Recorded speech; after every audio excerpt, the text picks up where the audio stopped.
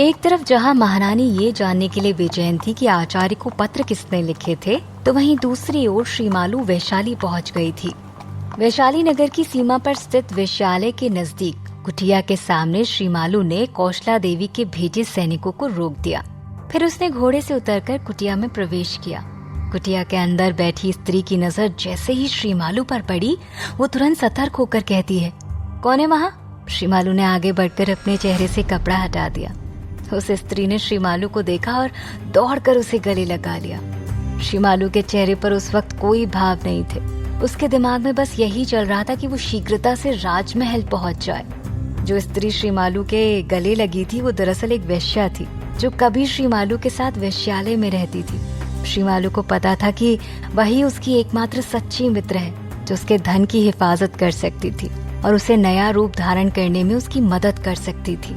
श्रीमालू ने उसे सारी कहानी बताई और उस स्त्री ने श्रीमालू की बात मानकर उसे बंजारन का भेष धारण करने में तुरंत उसकी मदद की। कुछ ही देर में उसने श्रीमालू को पूरी तरह से बंजारन बनाकर तैयार करके खड़ा कर दिया। फिर श्रीमालू उसका धन्यवाद करके उसे अपने सभी वस्त्रों और धन को सौंपकर वहां से निकल गई। वहां से निकलते ही उसने कौशला देवी के सैनिकों को भी वहां से वापस मगध भेज दिया। फिर बड़े घेर का लहंगा और चोली पहने वो एक घोड़े की रस्सी को हाथ में पकड़कर पैदल वैशाली की गलियों में जाने लगी।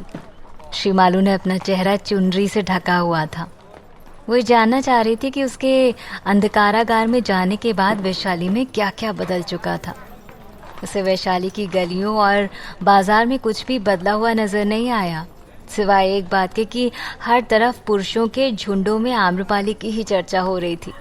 वो एक जगह रुककर ध्यान से सुनने लगी तो एक व्यक्ति ने कहा, ये तो गलत बात है। फिर सिर्फ अमीर लोग ही आम्रपाली से भेंट करेंगे। हमारे पास धन नहीं तो हमें उससे मिलने का कोई हक नहीं। तो एक और व्यक्ति ने कहा, सही कहा मित्र, बहुत नाइंसाफी है। नगर वधू पर तो सभी का अधिकार होता है। तो एक और व्यक्ति ने कहा, अप्सरा जैसी सुंदर स्त्री से भेंट करने के लिए कीमत तो चुकानी ही पड़ेगी ना। श्रीमालू को समझ नहीं आ रहा था कि लोग आम्रपाली से भेंट की बातें क्यों कर रहे थे, जबकि सब जानते थे कि जब तक आम्रपाली नहीं चाहेगी उससे कोई नहीं भेंट कर सकता। फिर उसने सोचा, लोग ये क्यों बोल रहे हैं कि सिर्फ अमीर लोग ही उससे भेंट कर सकते हैं। वो मन में सोच रही थी, हमारे पीछे कुछ तो बदल गया है वैशाली में, लेकिन क्या बदला है ये समझ नहीं आ रहा। ये सोचते सोचते वो महल के बाहर पहुंच गई। उसने देखा कि महल के बाहर भी कई लोग आपस में बात कर रहे थे। एक पुरुष ने कहा, कुछ देर पहले यहाँ कितनी लंबी कतार लगी थी नगरवधु से भेंट करने के लिए। तो दूसरे पुरुष ने कहा, हाँ मित्र, अमीर सारे अंदर चले गए और हम जैसे गरीब बाहर रह गए। काश हम भी अमीर होते तो हमें भी आज आम्रपाली के साथ समय बिताने का मौका मिल जाता। तो एक व्यक्ति ने श्रीमालू को अपनी बातें सुनते हुए देख लिया और कहा, ए बंजारन, तू क्या सुन रही है, चल जा यहाँ से। ये सुनते ही श्रीमालू वहाँ से आगे बढ़ गई। उसने मन में कहा, ये लोग किस कतार की बात कर रहे हैं। अपने मन में हजारों सवाल लिए वो सावधानी से महल के मुख्य द्वार के थोड़ा और करीब गई, क्योंकि वहाँ बहुत भीड़ जमा थी। महामंत्री सुमेर अभी भी वहीं द्वार के पास खड़े होकर आम्रपाली से मिलने आए लोगों का ब्यौरा कर रहे थे। श्रीमालू ने दूर से ही उन्हें देख लिया था। वो धीरे धीरे उन्हें देखते हुए उनके करीब जाने लगी। तभी लोगों की इस भीड़ में एक स्त्री को देख महामंत्री सुमेर की आंखें श्रीमालू पर पड़ गईं। महामंत्री सुमेर उसके करीब जाने लगे। श्रीमालू उनकी तरफ देखते हुए चल रही थी, इसलिए अचानक से उसका पैर एक बड़े से पत्थर से टकरा गया। उसे गिरता देखकर सुमेर ने कहा, बंजारन जरा ध्यान से। और दौड़कर श्रीमालू की सहायता के लिए वो आगे आ गए। श्रीमालू ने अपना चेहरा छुपाने की कोशिश की, लेकिन सुमेर ने तब तक उसका असली चेहरा देख लिया था। वो अचानक अचंभित होकर कहते हैं, श्रीमालू। श्रीमालू ने कपड़े के अंदर से उन्हें देखा और विचित्र ढंग से मुस्कुरा दिया। एक तरफ श्रीमालू बंजारन का रूप धारण कर सौंदर्या के नाम से राजमहल पहुंच गई थी, तो वहीं दूसरी ओर अंतेय नाग ने उस सेनापति को बेहोश कर दिया था जो महारानी के लिए काम करता था। उधर कुटिया में सम्राट की बेचैनी कम नहीं हो रही थी। वो किसी भी तरह से आम्रपाली को इस संकट से बाहर निकालने की सोच रहे थे, किंतु उन्हें कोई उपाय नहीं मिल रहा था। उनके मस्तिष्क में विचार आ जा रहे थे, किंतु वो किसी निष्कर्ष पर नहीं पहुंच पा रहे थे। जब उन्हें कुछ नहीं सूझा तो वैशाली पर हमले का एकमात्र विकल्प ही उन्हें नजर आया। सम्राट कुटिया में एक जगह टिक नहीं पा रहे थे। उनके दिमाग का कौतूहल उन्हें कभी खिड़की पर ले जाता तो कभी आसन पर बिठा देता और कभी टहलना शुरू करा देता। सम्राट की मानसिक स्थिति डामाडोल हो रही थी। बाहर घोड़े के रुकने की आवाज तो उन्हें सुनाई दी, किंतु उन्होंने कोई प्रतिक्रिया नहीं दी। तभी तेज कदमों से अंतनाग कक्ष के अंदर आता है। अंतनाग ने उन्हें चिंताग्रस्त देखकर कहा, सम्राट, आप सही कहते थे कि संसार में कोई ऐसी समस्या नहीं जिसका हल नहीं खोजा जा सकता। सम्राट ने पलटकर अंतनाग को देखा और कहा तो था अंतनाग, किंतु अब ऐसा प्रतीत हो रहा है कि हम गलत थे। कितना समय व्यतीत हो चुका है, हम अभी तक ये नहीं पता लगा पाए कि वैशाली में ये अफवाहें कौन फैला रहा है और किसके द्वारा फैलाई गई हैं। किसने फैलाई है ये अफवाह, और इन्हीं अफवाहों की वजह से हमारी आम्रपाली आज भीषण संकट में फंस गई है और हम कुछ कर नहीं पा रहे। अंतनाग सम्राट के नजदीक आकर कहते हैं, आपकी चिंता जायज है सम्राट, लेकिन लाइलाज नहीं। ये सुनते ही सम्राट ने अंतनाग के कंधों पर दोनों हाथ रखकर उसकी आंखों में देखकर कहा, क्या इलाज है इसका अंतनाग? तो अंतनाग ने भी सम्राट की आंखों में देखकर मुस्कुराते हुए कहा, आपकी चिंता का इलाज बाहर आंगन में पड़ा है सम्राट। सम्राट ये सुनते ही पूरे उत्साह के साथ आंगन की तरफ दौड़े। उनके पीछे पीछे अंतनाग भी आंगन में आ गया। सम्राट ने देखा एक व्यक्ति आंगन में बेहोश पड़ा है। उसके वस्त्र देखकर उन्होंने पहचान लिया कि ये तो वैशाली का सेनापति है। उन्होंने मन में सोचा कि अंतनाग ये किसे उठा लाया। यदि राजमहल में किसी को पता चल गया कि हमने एक सेनापति को अगवा किया है तो एक नई मुसीबत खड़ी हो जाएगी। सम्राट अंतनाग से कहते हैं, भला राजमहल का एक सेनापति हमारे किस काम का? क्यों उठाकर लेकर आए हो तुम इसे? अंतनाग एक पात्र में पानी लाते हुए कहता है, सम्राट, आपने वो कहावत तो सुनी है ना कि देखन में छोटे लगे पर घाव करे गंभीर। बस इसको वही समझ लीजिए। इसी सेनापति की वजह से आज आपके और आम्रपाली के हृदय में एक गंभीर घाव हुआ है। यही वो सेनापति है जिसने पूरे वैशाली में अपने आदमियों को स्वर्ण अशर्फियां देकर अफवाहें फैलाई थी। ये सुनते ही सम्राट की आंखों की पुतलियां बड़ी बड़ी हो गईं। अंतनाग सेनापति के चेहरे पर पानी छिड़कने लगा। कुछ देर पश्चात सेनापति को होश आने लगा। उसने अपनी पलकें थोड़ी सी ऊपर उठाई तो सामने सम्राट खड़े थे। वो धीरे से कहता है, भानु प्रताप आप? और ये कहकर उसने फिर से पलकें बंद कर ली। जहाँ एक तरफ सम्राट बिंबिसार के सामने सेनापति बेहोश पड़ा था, तो वहीं दूसरी ओर आम्रपाली बहुत बेचैन थी। आम्रपाली को विश्वास नहीं हो रहा था कि भानु प्रताप ने उन्हें इतना बड़ा धोखा दिया है। आम्रपाली की स्थिति इस समय बहुत नाजुक थी। उसने अपने जीवन में बहुत सारे कष्ट झेले थे, बहुत सारे षड्यंत्रों का सामना किया था। अपने माता पिता और गुरु माँ से भी वो बिछड़ गई थी। इस विषयुक्त विशाल महासागर में उसे एक भानु प्रताप ही सहारे की सीप नजर आई थी, किंतु वो भी विष से भरे हुए निकले। ये सोच सोचकर आम्रपाली का बुरा हाल हुए जा रहा था। आम्रपाली अपने कक्ष की खिड़की के पास बैठी टकटकी लगाए बाहर देख रही थी और उसके मन में विचारों का ज्वालामुखी फटा हुआ था। सोम और सरना से उसका ये दुख देखा नहीं जा रहा था। सरना मन में सोच रही थी, मैं ऐसा क्या करूं कि देवी इस संकट से बाहर आ जाए। मुझसे उनका ये हाल नहीं देखा जा रहा। उधर सोम ने मन ही मन कहा, आम्रपाली चिंता ना करो, मुझे चाहे किसी भी हद तक क्यों ना जाना पड़ जाए, मैं आपको इस नरक से बाहर निकाल कर ही रहूंगा। आसन के सामने काफी देर से भोजन की थाल रखी हुई थी, किंतु आम्रपाली ने उसकी तरफ देखा तक नहीं। तो सोम ने कहा, आम्रपाली जी, भोजन से भला कैसी नाराजगी, भोजन तो कर लीजिए। आम्रपाली को उस समय कुछ भी नहीं सुनाई दे रहा था। सरना आम्रपाली के पास आई और उसे हाथ से हिलाया। आम्रपाली ने चौंक कर उसकी तरफ देखा तो सरना ने कहा, देवी, इस तरह से चिंता करने से किसी की समस्या का समाधान नहीं होने वाला। सोम भी आम्रपाली के पास जाकर कहता है, सरना सही कह रही है आम्रपाली जी, आइए पहले भोजन कीजिए, फिर इस विषय पर विचार करेंगे और समाधान ढूंढेंगे। तो सरना ने कहा, हमारी हर परिस्थिति में सहायता करने वाले भानु प्रताप भी इस संकट की घड़ी में कहीं नजर नहीं आ रहे हैं। भानु प्रताप का नाम सुनते ही आम्रपाली क्रोधित हो गई।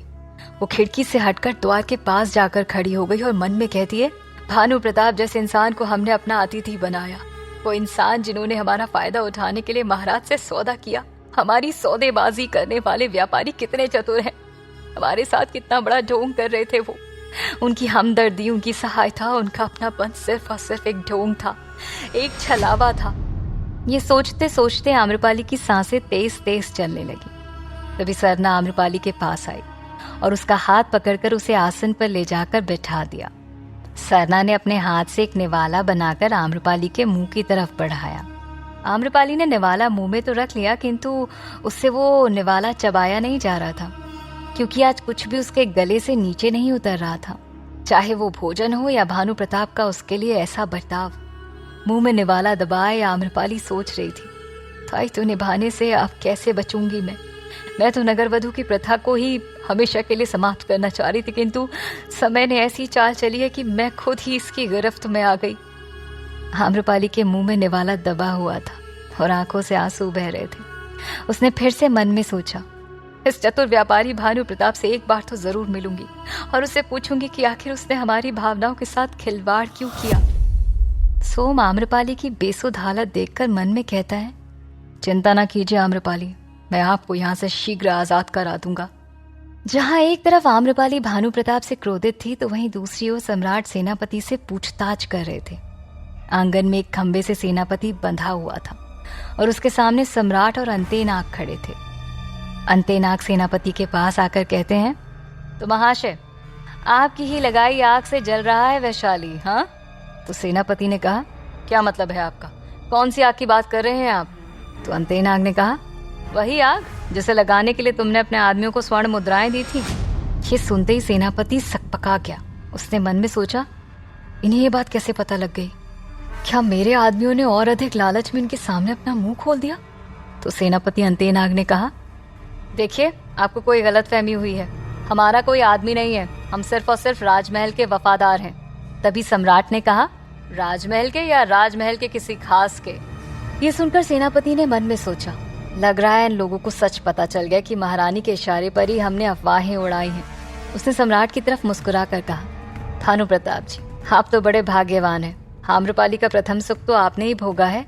ये सुनते ही सम्राट ने बहुत जोर से एक थप्पड़ उसके गाल पर मारा। थप्पड़ इतना जबरदस्त था कि सम्राट की उंगलियों की छाप उसके गाल पर स्पष्ट नजर आ रही थी। सेनापति अंदर तक कांप गया। वो मन ही मन सोच रहा था कि एक व्यापारी के हाथों में क्षत्रिय जैसी शक्ति कहाँ से आई। तो सम्राट ने कहा, तुमने ये अफवाह क्यों फैलाई कि आम्रपाली ने नगरवधु का दायित्व निभाना शुरू कर दिया है? तो सेनापति ने कहा, यकीन मानिए भानु प्रताप जी, मैंने कोई अफवाह नहीं फैलाई, मुझे इसकी कोई जानकारी नहीं है। तो सम्राट ने कहा, अंतेनाग, ऐसे हमारा समय बहुत खराब कर देगा। इससे सच उगलवाने के लिए तुम अपना पसंदीदा तरीका अपनाओ। अंतेनाग ने मुस्कुराकर सम्राट की तरफ देखा। कुछ देर के पश्चात सेनापति को उल्टा लटका दिया गया और नीचे एक बड़े से पात्र में तेल उबल रहा था। सेनापति के चेहरे पर गर्म तेल की तपिश से जलन महसूस हो रही थी। उसने कहा, भानु प्रताप जी, आप ये अच्छा नहीं कर रहे। यदि ये बात महाराज को पता चल गई कि आपने उनके एक वफादार सैनिक के साथ ये बर्ताव किया है, तो वो आपको जिंदा नहीं छोड़ेंगे। सम्राट उसकी तरफ देखकर कहते हैं, और तुम्हारे महाराज को ये खबर देगा कौन? तुम तो तब तक तेल में अच्छी तरीके से तल चुके होंगे। ये बात पूरी होते ही अंतेनाग ने रस्सी को थोड़ा सा ढीला कर दिया। सेनापति तेल की तरफ और करीब आ गया। अब सेनापति के चेहरे पर भयानक भय था। उनके चेहरे से पसीना टपक कर तेल में गिर रहा था, जिससे छन्न की आवाज के साथ तेल की बूंदें उछल रही थी। तो सम्राट ने कहा, क्या सोचा फिर? खुद को तेल में तलना है या फिर सच बताना है? तो सेनापति ने एक नजर पात्र में उबलते हुए तेल की तरफ देखा और फिर सम्राट की तरफ देखकर कहा, सच बताना है। तो सम्राट ने कहा, बहुत अच्छे, ये हुई ना सेनापति वाली बात। अंतेनाग, इसे नीचे उतारो। नीचे उतरकर सेनापति ने सम्राट को सब सच बता दिया कि ये सभी अफवाहें, जैसे कि विक्रमदेव की हत्या आम्रपाली ने की, जनता पर दुगना कर लगा दिया गया है, आम्रपाली ने अपना दायित्व निभाना शुरू कर दिया और भानु प्रताप ने सर्वप्रथम आम्रपाली से भेंट की है, ये सभी अफवाहें उसने महारानी के आदेश पर फैलाई थी।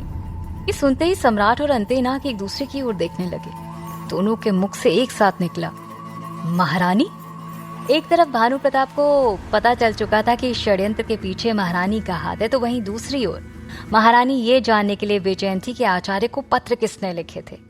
महारानी अपने कक्ष में चहलकदमी कर रही थी कि तभी उनकी नजर द्वार पर खड़े गुप्तचर पर पड़ी। उन्होंने उसे अंदर आने का इशारा किया। गुप्तचर के अंदर आते ही महारानी ने पूछा, क्या पता लगा? तो गुप्तचर ने जवाब दिया, महारानी जी, ये तो नहीं पता चला कि ये पत्र किसने लिखा है, किंतु गुप्तचर की बात पूरी होने से पहले ही महारानी क्रोधित होकर कहती है, किस बात के गुप्तचर हो तुम, जो अभी तक ये नहीं पता लगा पाए कि ये पत्र किसने लिखा है? इतना सा काम नहीं कर पाए तुम? ऐसा क्या खास है इस पत्र में महारानी, जो आप इतनी व्याकुल हो रही हैं? ये सोचकर गुप्तचर ने कहा, महारानी जी माफ कीजिएगा, पर हम जल्द ही पता कर लेंगे कि ये किसने लिखा है, पर हमने ये पता लगाया है कि ये कहाँ से आया है। महारानी क्रोधित होकर कहती हैं, तो बताया क्यों नहीं अभी तक, बताओ कहाँ से आया है। तो गुप्तचर ने कहा, मगध राज्य से। ये सुनकर महारानी विस्मित हो गई।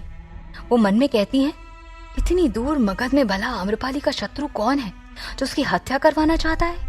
मगध से आम्रपाली का क्या लेना देना है, और कितना इंतजार करना पड़ेगा हमें इस सच को जानने के लिए। महारानी की व्याकुलता और बढ़ चुकी थी। अब उन्हें इंतजार नहीं हो रहा था। वो मगध के उस व्यक्ति के बारे में अटकलें लगाई जा रही थीं। क्या महारानी अब रानी कौशला देवी के सच को जानने के बिल्कुल करीब पहुंच चुकी थी? क्या करेंगे महामंत्री सुमेर श्रीमालू को पहचानने के बाद? श्रीमालू महामंत्री को देखकर मुस्कुरा क्यों रही थी? क्या सम्राट अब महारानी से बदला लेंगे? और सोम कैसे आम्रपाली को आजाद कराएगा इस संकट से? जानने के लिए सुनते रहिए